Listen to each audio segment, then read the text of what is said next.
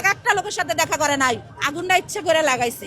বাতানরে বলতেছেন, বাতানের কাছে যান, জামাত ইসলামের কাছে যান। নাকি তারা প্রধানমন্ত্রী, স্বরাষ্ট্রমন্ত্রী, আইনমন্ত্রীর নিজ শিশু অথবা পরিজন নয় বলে তাদের আব্রু ও জীবনের কোনো মূল্য নেই।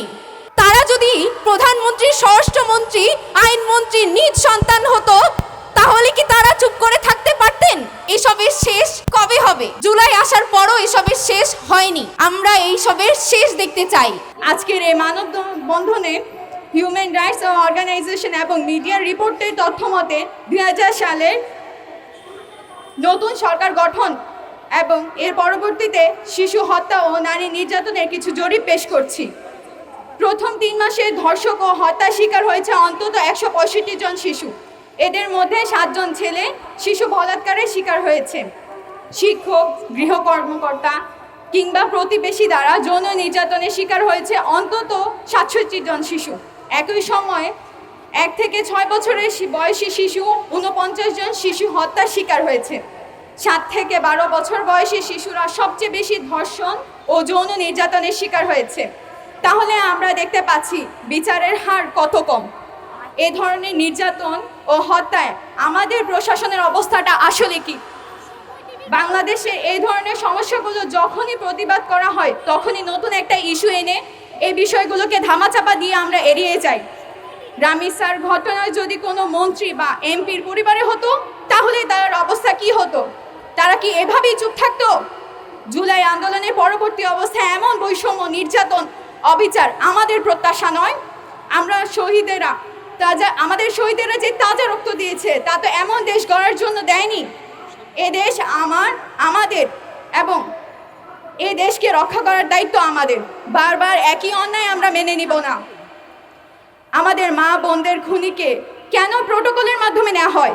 কেন রামিসার জানাজার আগে খুনির কবর খোঁড়া হলো না? সরকারের কাজ সান্ত্বনা, ভর্তুকি আর কার্ড দেওয়া নয়, বরং রাষ্ট্রের সার্বিক শাসন কার্য পরিচালনা, নাগরিকদের নিরাপত্তা, জানমালের হেফাজত করা এবং গণতন্ত্র প্রতিষ্ঠা ও দায়িত্বশীল আচরণের মাধ্যমে করা উচিত। তাই আমরা বলতে চাই, আর কোনো মায়ের কোল যেন খালি না হয়। এজন্য প্রশাসনের সর্বোচ্চ ব্যবস্থা নিতে হবে। নারীর খুনিদেরকে ফাঁসি দিতে হবে এবং আর কোনো হায়না যেন চোখ তুলে নারীদের দিকে না তাকাতে পারে সে ব্যবস্থা নিতে হবে। যখন বিএনপি সরকার ক্ষমতায় ছিল তখন একটা কথা প্রচলিত ছিল যে আমরা তো কারেন্ট বলে থাকি, কারেন্ট তো যায় না, মাঝে মাঝে আসে। তো আলহামদুলিল্লাহ আমাদের মাননীয় প্রধানমন্ত্রী জনাব তারেক রহমান আমাদেরকে সেই জমানায় আবার ফেরত নিতে চাচ্ছেন কি না আমাদের কাছে ঠিক পরিষ্কার না। এখন এই বিষয়ে খুব অল্প কয়েকটা কথা বলি।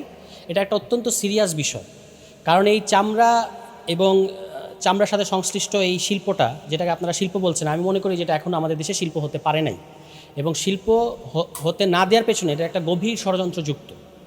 কেন? কারণ এটা আপনি এই আলোচনাটা যখন আমরা করছি, আপনারা বলেছেন জাতীয় অর্থনীতিতে চামড়া শিল্পের ভূমিকা, কিন্তু আমাদের এই অঞ্চলের সংস্কৃতি এবং ইতিহাসকে বাদ দিয়ে আমরা আলোচনা করতে পারবো না। আমরা কিন্তু 47-এর আজাদি, 71-এর মুক্তিযুদ্ধের মধ্য দিয়ে যে ভূখণ্ডটা পেলাম এবং একটা স্বাধীন রাষ্ট্র হয়েছি, এই পাওয়ার মধ্য দিয়ে কিন্তু এই যেটা আমাদের একটু আগে সম্মানিত একজন বক্তা বললেন যে এখানে কাঁচামালের কোনো অভাব নাই, এই শিল্পের জন্য যেটা কাঁচামাল প্রয়োজন সেটার কোনো অভাব নেই। এটা আমরা কি, এবং এই কাঁচামালের যে অভাব নাই, এই অভাব না থাকার পেছনে আমাদের সরকারেরগুলোর কোনো ভূমিকা নাই। এটা এমনিতেই প্রাকৃতিকভাবে আমাদের এখানে কাঁচামালের কোনো অভাব নাই, কারণ এখানে গরুর কোনো অভাব নেই। এবং এই যে আমাদের দেশে প্রচুর পরিমাণে গরু আছে এবং আমরা গরু জবাই করতে গেলে আমাদেরকে পিটিয়ে মারা হয় না, এটা কিন্তু আমরা লড়াই করে রক্ত দিয়ে অর্জন করেছি। ফলে আমাদের এই চামড়া শিল্পে আমাদের পৃথিবীতে রোল মডেল হতে পারার কথা ছিল, কিন্তু এটা আমি মনে করি একটা গভীর ষড়যন্ত্র। এবং আমি একটু ঘাটাঘাটি করে দেখলাম যে খুলনা এবং যশোর দিয়ে প্রচুর পরিমাণে কাঁচা চামড়া আসলে পাচার হয়ে যায়, এবং এটার সাথেই হচ্ছে সম্পর্ক যে কেন আমাদের এখানে চামড়া শিল্প দাঁড়াচ্ছে না। যে আমাদের পার্শ্ববর্তী দেশ ভারতে, যেখানে মানে পিটিয়ে মেরে ফেলা হয় গরুর মাংস ভক্ষণ করার কারণে কিংবা গরু জবাই করার কারণে, সেই দেশে ওই যেটাকে আপনারা বলেন যে এলডাব্লিউজি, যেটা মানে আন্তর্জাতিক একটা সনদ, ট্যানারির জন্য একটা আন্তর্জাতিক সনদ, এই ধরনের এলডাব্লিউজির সনদপ্রাপ্ত ট্যানারি শিল্প কয়টা? 139টা। আমাদের দেশে কয়টা? মাত্র 6টা, এখন 4টা। তাহলে এই যে 4টা বা 6টা, আর ওই দেশে 139টা। আপনার কাছে কি মনে হয় এটা খুব প্রাকৃতিক একটা ব্যাপার? এটার পেছনে গভীর রাজনীতি যুক্ত আছে। এবং এই যে 6টা, এই 6-এর বাইরে বা 4-এর বাইরে আর উঠা যায় না। এটার সাথে আমাদের দেশের প্রো ইন্ডিয়ান যারা ব্যবসায়ী আছে, যে সরকারগুলো আছে, তাদের একটা আতাত থাকাটা অস্বাভাবিক কিছু না। তারাই চায় না আমাদের দেশে চামড়া শিল্পটা মানে আরও সমৃদ্ধি অর্জন করুক এবং এর মধ্য দিয়ে আমাদের আলেম ওলামারা অর্থনৈতিকভাবে স্বাবলম্বী হয়ে উঠুক, এটা তারা চায় না। এই কারণেই এইখানে চামড়া শিল্পের যে এখন নাকি 200-300 টাকায় চামড়া বিক্রি হয়, কাঁচা চামড়া। এটা ভাবা যায়? যে দেশে আমরা চামড়ার জুতা কিনি হাজার হাজার টাকা দিয়ে, চামড়াজাত পণ্য কিনি হাজার হাজার টাকা দিয়ে, সেই দেশে কাঁচা চামড়ার দাম নাই। এবং এইটা হলো আপনি পাট শিল্পকে এখানে যেভাবে ধ্বংস করা হয়েছে, একইভাবে চামড়া শিল্পকেও একইভাবে ধ্বংস করা হয়েছে। পাট শিল্প আমাদের দেশে আমরা কাঁচা পাট রপ্তানি করি, কিন্তু এখানে পাট শিল্প নাই, সমস্ত কারখানাগুলোকে বন্ধ করে দেওয়া হয়েছে। একইভাবে আমরা কাঁচা পাট, কাঁচা চামড়া ভারতে পাচার হচ্ছে, চীন হচ্ছে নামমাত্র মূল্যে কিনে নিয়ে যাচ্ছে, কিন্তু আমরা বিশ্ববাজারে ঢুকতে পারছি না। এবং এটার সাথে এই যে আমি বললাম যে একটা ভূরাজনৈতিক ষড়যন্ত্র, এটাকে কিন্তু বাদ দিয়ে আমরা আলোচনাটা করতে পারবো না। ফলে আপনাদের এই 5টা দাবির সাথে আমি সম্পূর্ণ একমত। শুধু একটু একটা মন্তব্য করতে চাই যে আপনারা বলছেন লেদার কলেজ, আমি মনে করি এখানে একটা লেদার বিশ্ববিদ্যালয় থাকা উচিত।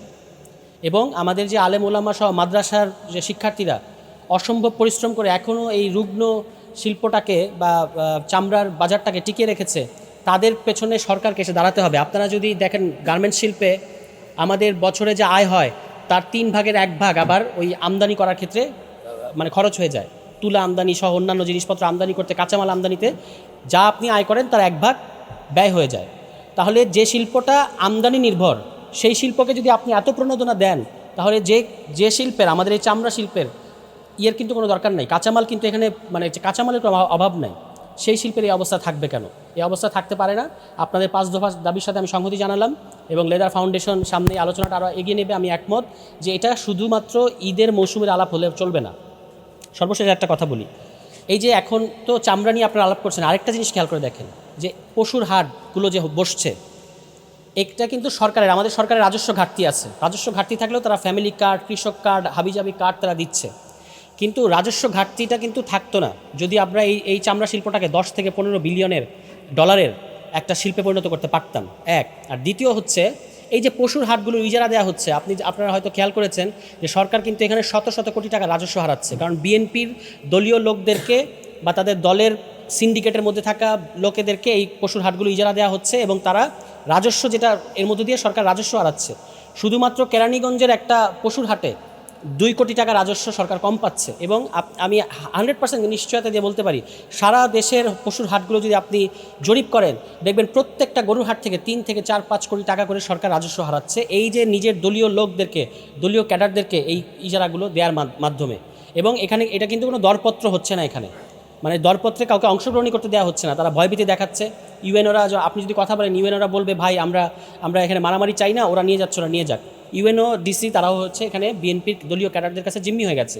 ঢাকা শহরের এমন একটা ইজারা নাই, এমন একটা পশুর হাট নাই যেখানে বিএনপি দলের লোকজনরা প্রায় জোর করে এই পশুর হাটগুলোর দখল নিয়েছে এবং সেখান থেকে সরকার কোনো রাজস্ব পাচ্ছে না, তারা দেদারসে চাঁদাবাজি করছে। এইভাবেই কিন্তু তারেক রহমানের পরিকল্পনাই হচ্ছে এটাই তার সেই মাস্টার প্ল্যান, যার মধ্যে দিয়ে উনি দেশ পরিচালনা করছেন। তো আর কথা বললাম না, আপনারা অনেক কষ্টে আছেন, সবাই ভালো থাকবেন। আসসালামু আলাইকুম। ধন্যবাদ।